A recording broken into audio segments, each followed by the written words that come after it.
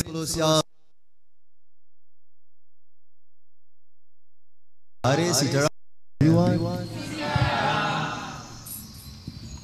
Today, for those of you who are following this broadcast live, on the bottom of your screen just about here, you would see today's message is entitled, "There are no justified resentment." There are no justified resentment. Friends, many times I hear people saying, "Babaji, I have a right. I have a right to be upset. Babaji, I have a right to be angry. Babaji, I have a right to be depressed. I have a right to be sad. I have a right to be restless. I have a right to be angry." But today I would like to remind you that while we may have a right to all these emotions, we don't have a right to be hurt. You see, resentment, when you resent something, it means it is a response emotionally when you are hurt. And that's a natural, typical human response. Our objective in life is not to be human. The beautiful statement goes, "Lord, I am a divine I am a spiritual being that have an occasional human experience." But today, based on our routines in life, we think that we are human beings. And we behave most of the times like human beings. And when we pray, when we chant mantras and bhajans and kirtans to God, we experience a beautiful and wonderful spiritual feeling inside. But that feeling of spirituality, that feeling, it is really who you are.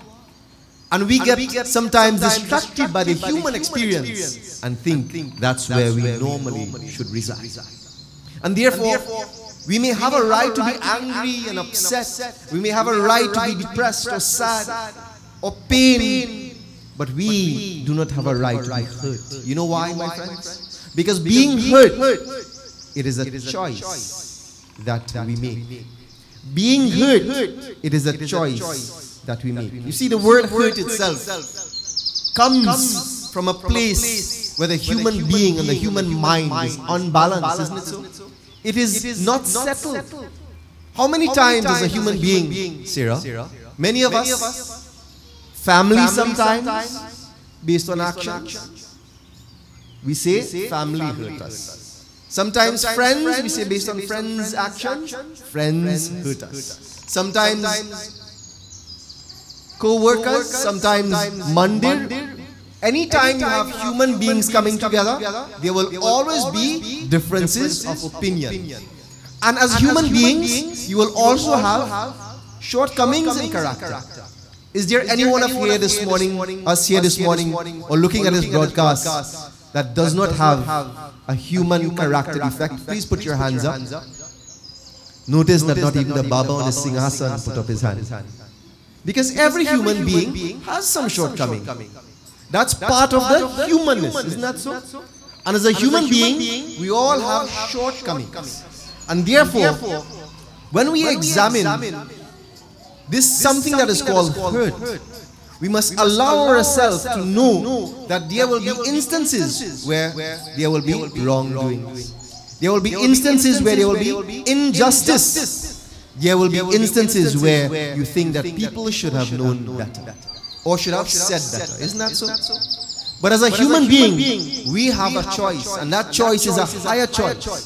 Whether we choose to inculcate hurt or to nurse the feeling of hurt for every single day of our life. You see, that feeling that is known as being hurt, when we go back to being hurt and staying hurt, you know, I say this again, sometimes it is easy to get hurt. I also get hurt. But where the challenge comes, it is not remaining hurt. As a human being, we may experience hurt.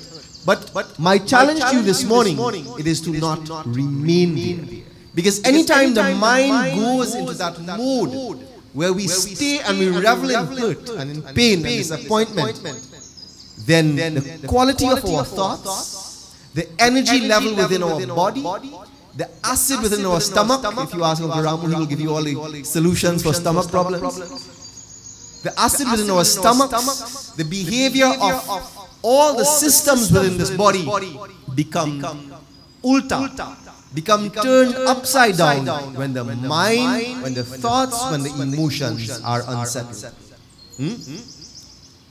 Can you imagine going to a funeral and someone will cry and you tell them, smile now. Cry but smile. Doesn't make sense, isn't it? Because the mind, the emotions are so engrossed in that emotion, in that state of being, that person becomes, every cell within that body of that person, it is charged with sorrow and pain and loss of a loved one. And can you imagine someone, if we invited, who is your favorite comedian? Who? Tommy Joseph. If you invite Tommy Joseph here and he crack a good joke and everybody start laughing and then Baba telling everybody, you better cry when you're laughing and Baba telling you better cry. Doesn't make sense, isn't it? Because your entire existence becomes filled and overwhelmed with laughter. Sometimes you can't even hold yourself, you roll on the ground with laughter. The point I'm making is, none of us, whether it's at a funeral, we cry forever. Don't we? At some point in time, we adjust, we come to terms, we accept Bhagwan's higher power. And even when there's a good joke, can you imagine laughing for 2 days straight? Pat, you ever did that? We don't. You might remember it and then have a laugh in your quiet moments, but we don't laugh for 2-3 days straight, isn't it so, Jayo? Dayo, we don't do that. In the same way, when we experience hurt, and you will experience hurt, it is our choice whether we stay there or not. You see, just like laughter naturally doesn't stay with us, and cry does not naturally stay with us, hurt does not naturally stay with us. I say that again. Hurt does not naturally stay with us. We, as a human being, we consciously choose to remain hurt. And therefore, when there are events, there are circumstances or people that hurt us, if we allow that hurt to prolong, it is not a natural state. It is we are encouraging, we are cajoling, and we are getting comfortable with that thought of being, why should he have said something like this? Why did he do this? Why did this? And therefore, the state of hurt becomes something that we choose to carry with us through life. One day, someone at work said to me, Krishen, every time I see that person, and he was pointing, he said, every time I see that person, my pressure does go up and I just get a headache.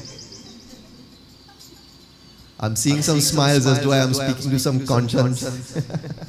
Every time I see that person, my pressure does just go up and my migraine just takes off on me. And I said to the person, what would be the cure for your pressure and your headache? Person, well, that person giving me pressure and giving me headache. I said, no. You are allowing that person to raise your pressure. You are allowing it, and you are allowing your migraine to have a field day in your head. Not the person. Because if you, depending on that person, anytime you are depending on that person, or you empower that person so much, the only time your pressure will be low or you don't have a headache is when that person is no longer there. What have you done? You have empowered that person to take control of you. Think about what I'm saying. Anytime you allow someone else to say, that person is giving me a headache, or that person upsets me, or that person is giving me high blood pressure, or that person is making me angry. No. It is not that person.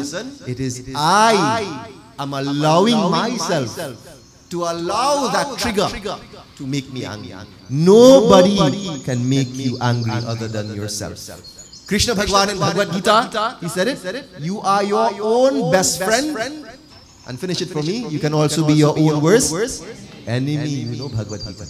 And that means that don't allow situations and circumstances and events and other people to have that control over your life.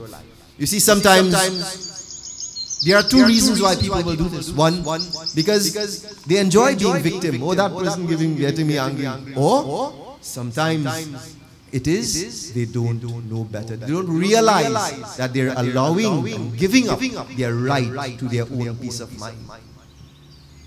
You are giving up your right, your entitlement to peace of mind when you allow other people and circumstances to take away from who you are and what you have. Devotees, how many times have you heard me say, it is better to be kind than right? Isn't it so? It is better to be kind than right. And that is something I also have to remind myself every single day in making decisions. If you have to be right or wrong, you choose to be right. If you have to be kind or unkind, you choose to be kind.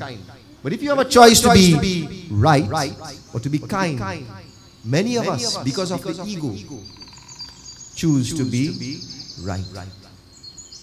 Many of us, because of our ego, we allow that ego, I am right. Whether you're right or you think you're right, it matters not. Because when we hurt and deliberately do things to hurt other people, you have made the wrong choice, even if you are right. If you are wrong, you're double jeopardy. But if you are right and you deliberately do something to hurt someone, then, my friends, you are doing something, not an injustice to that other person, but you are doing an injustice to yourself. And on the receiving end, if someone does something, don't give them, don't empower them, don't give them that right to allow you to continue to be hurt, to be pained, or to be sad. In the Chinese tradition, there's a proverb that says, if you live your life an eye for an eye, somebody say, I got do for you. If you live life on the principle of an eye for an eye, very soon there will be a lot of blind people walking around. And if you are going to pursue revenge, you might as well start by digging 2 graves. You see, my friends, life is very short. This morning someone sent me a text from work, and she said, I am so very angry. Why did that person do this to me? Why did this person speak to me? She hung up, blah, blah, blah, and she's really texting me. And I said, remember in life, the greatest benefit is not the person who is forgiven, but the greatest benefit comes to that person who knows how to forgive. The greatest benefit comes in life not to that person who is forgiven. Say if Lloyd tomorrow, this evening, say, Baba, man, I find you looking so ugly with all that grey hair in your head. And I get angry with Lloyd. And I can't sleep tonight. Lloyd, how could Lloyd, as my godchild, and he's telling me how I'm looking so ugly? And tomorrow morning, if I tell Lloyd, I forgive you for saying that, you know, I still love you, godson. But you should have known better. Who benefits from that? Lloyd will benefit because his Guruji is no longer angry with him, isn't that so? But you know who benefits most? Me. Because the minute Lloyd says to Guruji, man, you're looking so ugly with all that grey hair, and I can't sleep, I'm thinking, how could Lloyd is coming to art, Lloyd touched my feet, Lloyd is such a wonderful son, how could he say this? And in the night I would be, can't sleep, thinking, Lloyd. Lloyd sleeping too bad. And Paniji thinking, Lloyd, how could Lloyd say this? Sherry could talk to Lloyd a little bit for me. Sherry, where is Sherry?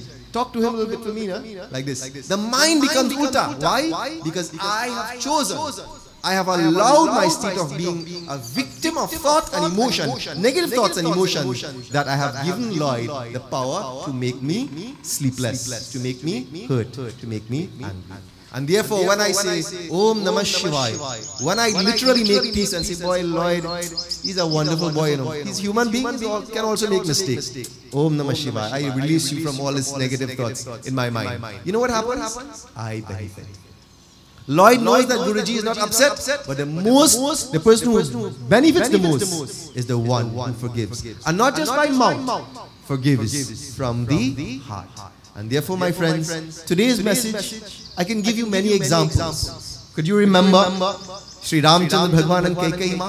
Kaikeyi Ma requested him going into the forest. But who was the first one he greeted when he came back? It was Kaikeyi Ma. It was showing forgiveness. Do you remember Shravan Kumar and Dashrath ji? When Dashrath shot him inadvertently, he was in his dying moments. Did he say, King, you shouldn't have done that? He said, King, may you always enjoy peace. Aisa, may you always enjoy peace. Do you remember the Lord Jesus Christ? On his dying moments being pinned to that cross, and the Roman soldier sticking that spear up his rib and taking his last life breath away. You remember his last words? Father, forgive them, for they know not what they have done. Today, my friends, I remind you, Om Namah Shivaya, Om Namah Shivaya. There is no resentment that could be justified. No matter what happens in your life, my friends, it is just an event. It is a situation. Never allow it to carry with you in every wonderful day that God gives you on this earth. Prem se bolo Shri Mahapati Mahadev ki.